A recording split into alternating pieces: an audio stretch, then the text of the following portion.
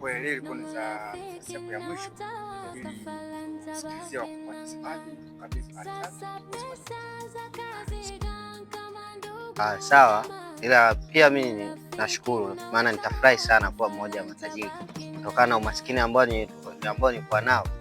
Kwa hiyo nashukuru kama itakuwa imependeza vizuri, kama nitakuwa mmoja wa matajiri nitafurahi sana. Sasa kijana wangu, sasa nimefika tamati ya kumaliza zoezi letu. Ndio. Ngoja tuite wakubwa ili waje ukabidhi mali zako. Sawa sawa. Ambia wakulu. Ase dielo chija na hiyo mwanike wetu. Mana finu fyose kesha kufi mara. Kumpiana ange kalafa. Kwa hiyo dielo kionekana mwije, tumkabidhi mali zake sose ili naye arudi. Yakakienjoy na wayage maisha. Kwa tekeleza ni wakulu. Wije ni jamani mani kekeja Asa chichaka mbuli zingi za kulonga. Chukua gojelanye. Nafu wako. Kulia tu soko. Ndo wazee wenyewe. Kaa. Soko. Karibuni sana. Funga jani. Family, tunachini mkoje. Chini. Sawa. Shauri ka. Karibuni sana. Kagoni. Ndio kijana. Sasa bwana. Ndio. Naona kazi yetu tumemaliza, tumefikia mwisho. Ndio. Na jukumu lako lilobaki ni hili moja. Ukilifanikisha hilo, wewe maisha yako tena yameshakuwa basi. Kweli? Basi. Kama unawasikia kina Abudi, kina nani. Ndio. Kwa hiyo wote walitoka kwangu. Sasa nao walipitia masharti kama haya naye kupatia wewe. Nashukuru sana. Masharti gani? Kwanza wako walikuwa na nia, kwa maana paka leo hii wako pale ambapo wewe unawaona. Ndio. Kuna hii chupa hii, enda katafute kaburi ya mtoto. Ndio. Ambaye aliozikwa ndani ya siku 7. Ifikie hiyo. Kisha ondoka bila kutazama nyuma.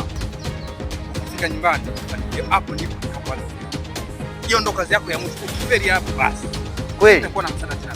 Kweli? Karibu sana. Sawa. Karibu. Fanya hivyo.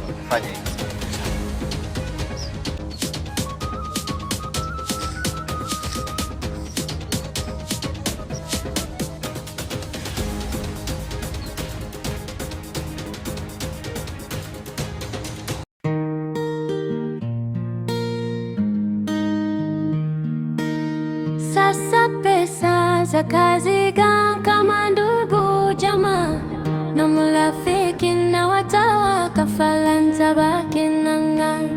Sasa pesa za kazi kama ndugu jamaa na marafiki na watawa kafala ntabaki nanga.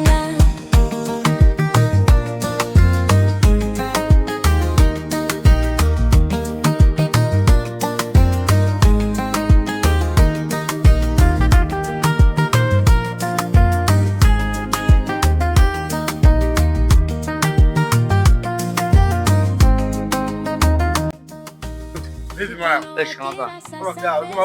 Tuko mwanangu. Unaonekana. Mauda. Mimi nimekuja hapa na maagizo yako. Babu anakuja shamba, haraka iwezekanavyo. Na hili jambo ni la muhimu kwako. Na sio kalipuuzia mwanangu. Na ukilipuuzia, itakukuta makubwa ndugu yangu. Sawa, usiwaze wala. Wewe utafika. Basi poa. Kesho tumapema na ingia. Ashu. Mauda wanangu. Wakinga mwanangu. Basi poa, yeye ndio ana kazi zangu mwanangu. Basi poa. Najua tukiingia kwenye janga kubwa, maana sioni umuhimu wa kuwa na pesa. Najua tukiingia kwenye janga kubwa, maana sioni umuhimu wa kuwa na pesa. Sio mali inayonipa roho yangu amani, sio dhahabu inayonipa roho yangu amani. Najua tukiingia kwenye janga kubwa, maana sioni umuhimu wa kuwa na pesa. Bwana Fugo boy. Naam. Unajua Kijana, naona umekuja na kijana mpya. Vipi? Umeanza naye lini kufanya kazi hiyo na yule mjamaa? Yule bwana kaletwa na bosi. Sasa kama kaletwa na bosi, wala usimtilie shaka, kwa sababu bosi kama kamwamini ni mtu mzuri. Wewe unatilia mashaka, anaweza kaa ni mpelelezi au? Mimi siwezi kula changamoto ndio maana nimekwambia hilo mapema. Inaonekana yule kijana ni askari. Na imani yangu na hisia zangu zote ninajua kwa yule ni askari.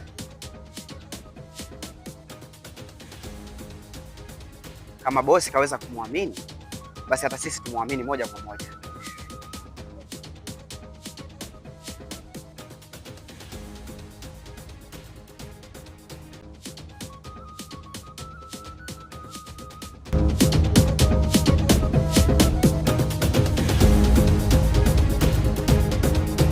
Pango bora tumekutana, maana muda huu nilikuwa natoka shamba, ndio nilikuwa nakufuata kuhusu ile swala la mjomba, kutoa kafara, alafu mali bado sijapata. Wewe hili unalichukuliaje mwenzangu? Sikiliza nikwambie, yani hapo sione, yani hapa na changamoto ndani ya moyo wangu. Kwa sababu nadhani wote tulienda kule siku hii moja, lakini mimi mafanikio nimeyapata, pesa nazo ndani. Shida ni kwamba siruhusi kuzitumia. Eti mpaka kuna kijana nitoe tena kule, na nishatoa vijana zaidi ya 3, yani zaidi hata 4. Lakini zile pesa siruhusi kuzitumia. Mtu akija anaruhusiwa kumkopesha, lakini akichelewa kunilipa inabidi tena nitoe kafara tena. Sasa unaona huu ni mchezo ambao tunachezewa. Kwa hiyo pesa unazo, ila mwenzangu anashindwa kuzitumia. Kwa hiyo inamaanisha kwamba wewe mwenzangu ulifanikiwa, ila mimi mbona kama mafanikio sina hata pesa wala nini. Mwenzangu una pesa unashindwa kuzitumia.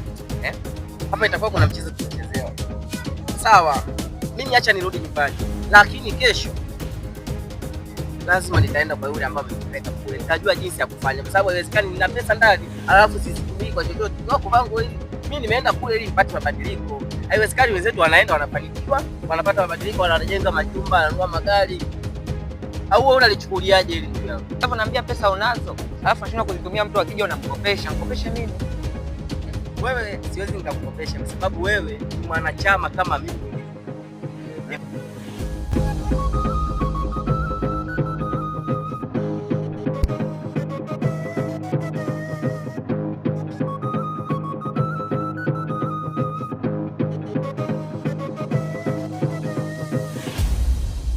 Halo.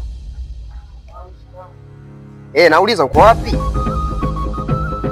Watakiwa ufike sasa hivi muda huu hapa, jamaa anatusubiria.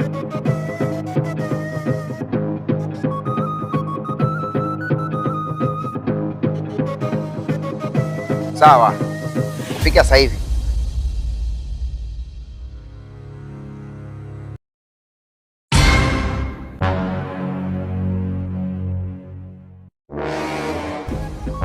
Mtachukulia baridi wanangu, mtanao chua kitani mwanangu, kama hivyo mtachoresha takazacho mtachona na mzigo wanangu. Hamna blaza, hamna kivipi? Mge wangu uko wapi? Au kisa mmepiga ile ule mshindo mkaona umetoboa maisha msela nini tumtenge au vipi? Unajua nini? Yaani nilipofika na mzigo na yule nyosha maelezo ndio yetu, nyosha maelezo sio kama hivi. Au unajua nini mwanangu Foti? Jamaa mwenyewe ndio yule pale. Hizo. Sasa pesa za kazi. Bwana, leo nimemtembelea ndugu yangu huyu ambaye nafikiri wengi mnamfahamu. Mwaka jana walikuwepo kwenye kikundi chao cha Apple Film Entertainment, ila zikatokea za hapa na pale, hatimaye kile kikundi kikawa kisikiki tena na kilikuwa kinavuma sana hapa Negero. Sasa nataka kujua mawili matatu kutoka kwa ndugu yetu huyu, ndio maana leo nimemtembelea mpaka hapa ofisini kwake. Bwana, mambo vipi? Bwana poa. Sasa mimi nimekutembelea hapa na nadhani pale ni wengi ambao wanatutazama kwa sasa hivi. Sasa yani ninachotaka kujua zaidi ni imekuwaje na kikundi chenu. Mwaka jana kilikuwa kina hiti sana hapa Negero. Mlikuwa mnatoa movie kali, hasa Panga Pangua ilipendwa sana. Imekuwa kuwaje mpaka mkaamua kuifupisha na kuikatisha na wengine kutawanyika? Na mlikubalika sana hapa Negero. Je, unaweza kutuambia ni changamoto gani ambazo ziliwakuta? Kusema kweli ni changamoto ambazo ni ndogo ndogo sana na zimesababisha mpaka kwa sasa kundi halina mwelekeo. Okay, je, unalichukuliaje na maneno ambayo yanazungumzika huko mtaani kuhusu Apple Filamu inavyozungumzika? Je, yale mambo nataka tujue, je, yalikuwa ni ya kweli ama ni uzushi tu? Kwa maneno sio ya kweli, ni maneno tu ya mitaani, sana sana kwenye upande wetu sisi wasanii. Sawa, je, tunapeleka hayo maneno. Unataka kuwaaminisha vipi mtu ambaye anataka kuja yani kufanya tena sanaa lakini anahofia kulingana na maneno ambayo yanazungumzika mtaani? Je, unawaaminisha vipi? Ninachowaomba wapenzi watazamaji, kama kuna yeyote mwenye kipaji cha kuigiza, tunamkaribisha kwa moyo mkunjufu. Karibu kwenye kundi.